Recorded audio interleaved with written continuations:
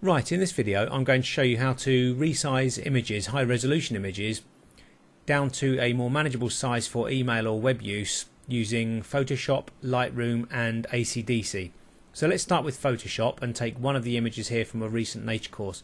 Now this is a high resolution image. It's 60 megabytes uncompressed and it's about 5,600 pixels wide. So it's quite a huge size. So the normal way to do this is save for web and devices. If we go to File, Save for web and devices, but as you can see, because the image is so big, it's bigger than the Save for web option was designed for, so it may cause your computer to slow down. So I'm not going to continue with that. What I'm going to do first is go to Image, Image Size, and then Width here, and I'm going to actually select on the width the size of the image that I want. So let's say I want 500 pixels wide. It automatically adjusts the height to keep the proportions. As you see down here, we've kept constrained proportions ticked. So it's going to keep the proportions of the image, and you can see it's gone from 60 megabytes uncompressed to 488 kilobytes. So straight away I'm going to press OK, and you can see it's gone very small there, but if we do Control-Alt-0, that's the actual size. So that now is the size of the image that I want. I can either just go straight in and save, but that will overwrite the original image and I don't want to do that, or I can go to Save As and put it into my resized folder as it is, but again I want the image to be quite a bit smaller in file size. So if I now go to File, Save for web devices or web and devices, it will bring up a new dialog box, and you can see here the image size is already at 500 and 133 with the constrained proportions already ticked. You can leave all the other defaults as they are. The quality is at 60, it's optimized, it's a JPEG. You can change the quality if you want, depending on where you're going to be using this. I like to go for high or very high. Here I'm going to go for very high, and I'm just going to click Save because it's keeping all the defaults the same.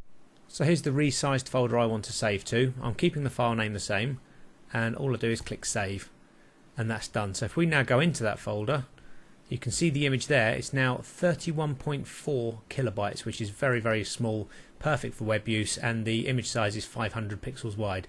Just click on that and have a look. There we go. So that's fine. That's saved for web now, but we did have to do a little bit of work before saving it for web. Now, if you want to batch process these, you can do that, but you're going to have to create your own action. And to do that, you would actually go into the Actions palette here and use the Create New Action folder.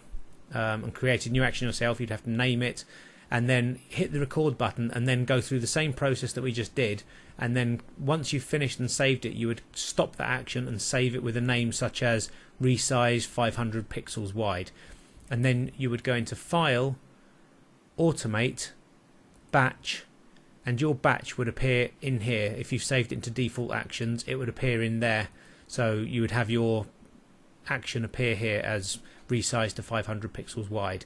So that's quite easy, but you have to learn how to do the default actions. I'm not going to go through that now because it takes too long and it's not why we're doing this video. But another quick one, if you want to batch resize and you've got Kubota production tools loaded, you can actually have a look down here. He's already made a load where you can resize to various sizes plus add the unsharp mask.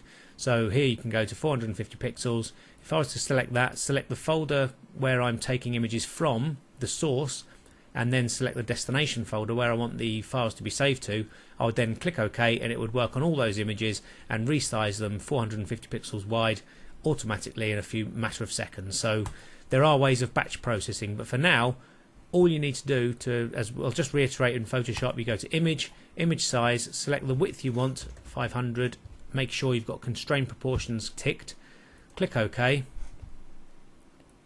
and then you simply use the File, Save for web and devices, and then check that the image size is how you want it, and select the quality of image that you want, and then just click Save and put it in the destination folder that you want, and that will then give you a very low resolution file with the image dimensions that you want. So that's a very quick and easy way to do it, to resize an image in Photoshop.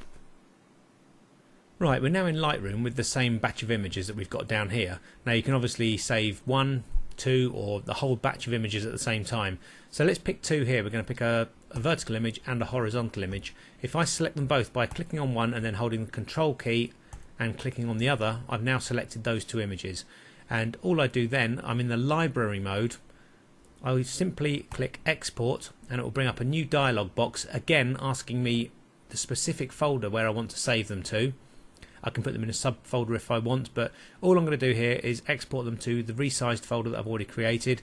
I can change the file name if I want to, but I can change the format, but I'm keeping it as JPEG. I'm having the quality at 100%, and here is in image sizing is where we get to choose how we want to actually resize the image. You can do it by width and height, dimensions, longest edge or shortest edge. I'm going to go with the longest edge and have it at, again, 500 pixels and have the resolution at 72 pixels per inch. I'm not going to sharpen or anything else, so that's simply all you do for that. I've selected those two images, so if I now just click export, that's done now. So let's go and have a look at those in the folder. And here they are. You can see both of those images now with the longest edge at 500 pixels, but the file size is quite a bit bigger. It's 174 kilobytes. So Photoshop, save for web and devices, is actually better in the respect that it reduces the file size quite a bit more. But Lightroom is a lot quicker. Let's just have a look at those. You can see they're both now longest edge at 500, and we've kept the proportions the same. So Lightroom is very, very simple. Let's go in there and just have another look. You just select the images you want. Whether it's all of them. If you want to do all the images within a library, just hit Control A, then the export button, and then just tick all the boxes here how you want to resize them. If you want portrait images and landscape images to have the same length going across the screen, then you would actually select width and height, and you would leave the height blank, and you would select width as 500. That way the width of a portrait image would be 500 and the width of a landscape image would be 500. So you wouldn't keep the proportions. It wouldn't do just the longest edge, and they would look better for web use on a page. They would actually fill the page. So there are various ways of doing it, but it's very simple, and it's no problem having a practice, because if they don't work, you just delete. So you're not changing the originals. You just save them to a new folder, and you haven't got to worry about overwriting the other images, but make sure you export them to a new folder. Again, Lightroom will come with a couple of presets. You can export them as a digital negative or for email. If you click on email, it will actually reduce the quality by half and set it at a width and height of 640 pixels, and obviously you can change that as well if you want. Here I've got the Kubota presets already loaded, where you can actually have some preset slideshow images, that kind of thing. So really it's quite simple. All you need to do is select all the images you want resized, click export, fill out all the bits and pieces, but again make sure you send them to a new folder, new destination, and then just get all the width and heights and destinations correct and just hit export. And it's very, very simple, very quick, and if you've got a lot of images you can just set it running and then go and make yourself a nice cuppa. So now let's have a look at how to do this in AC/DC. So here we are again, we've got the same images, and again you can select one, double click on it, and then go to modify, resize, and simply go over to here and select the size of the image you want. So again, if you're preserving the aspect ratio down here, keep that clicked.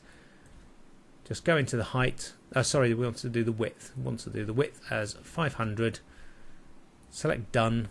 It'll apply the resize, and then the image is done. Then all you need to do is just save as.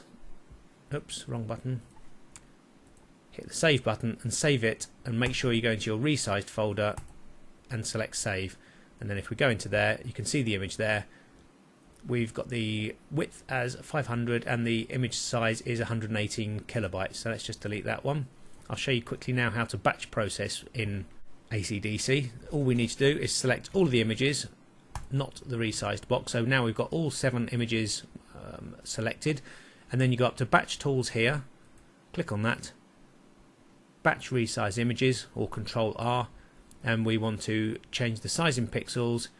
We want the width and the height to be 500, so we're just going to reduce the image, preserve the original aspect ratio. We've put them both at 500, so the longest edge should go to 500, and then you simply put where you want them to go. We're choosing the same folder.